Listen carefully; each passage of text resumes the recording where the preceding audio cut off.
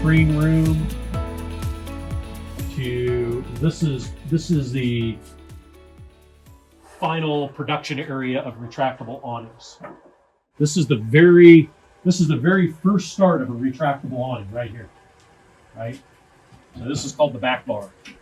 Our back bars are a little bit different than what you'll find with most, particularly companies that are dealers of another product. And their back bars are typically made of aluminum. Aluminum's pretty good. It's a nice durable material. The problem is aluminum can be very brittle. So if you have any torsion on the awning, particularly when you get to scale, this is very, very small, then aluminum will tend to crack. This is made out of a very, very high gauge steel. I mean, it's probably approaching 1/8 of an inch thick. So it's very heavy, very durable. You can expect to get decades of use out of the back bar. We call it the back bar, right? It's kind of like the spine of an awning. And it's really interesting because there's a lot of human elements attributed to retractable awnings. So we've got some arms, right? Just like we have arms on ours, and they function like our arms, like this, right? So then we have an elbow. So one of the weaker points on our arms is the elbow. It's a joint. One of the stronger joints in our arms is the shoulder. And there is indeed a shoulder that is part of the retractable awning. So the shoulder attaches to one edge, so the shoulder attaches to the back bar, and then that secures the rest of the awning. And then what Ben is doing right here is he's cut the roller tube to specifications, and he is putting the fabric on it right now.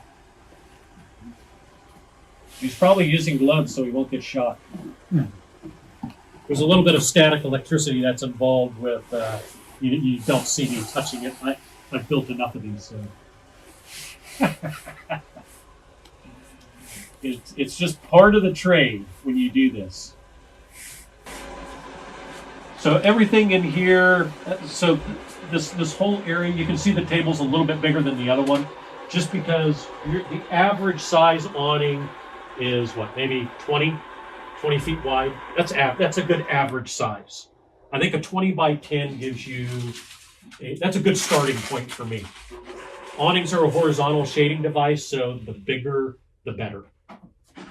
Because your limitation on overhead shading devices is where is it being installed, what time of year it is, the orientation of the house, the season. So the footprint's going to change all day long. So the smaller the awning, then the more noticeable the tracking of the footprint, right? So you want to have your awning as wide and go out as far as possible. The maximum durable functional size is 23 feet wide and 13 feet in projection. So the 13 feet in projection that's hard. And the reason is because that's the longest projection arms. So there's 13 feet, there's a little bit over 11, there's 10 foot, there's about 8 foot, there's 6.5 foot, and then even some 4 foot. And that makes sense, right? Because the back brace, back bar and the arms, they're functioning to a certain level and they have a certain reach. So if somebody had a really large space, would that be 2 awnings then that you would build? Maybe, it depends. The reason I want to stick at 23 feet is because that's an optimum maximum width. But for the most part, your largest parameter is about 23 feet wide and then about 13 feet in projection.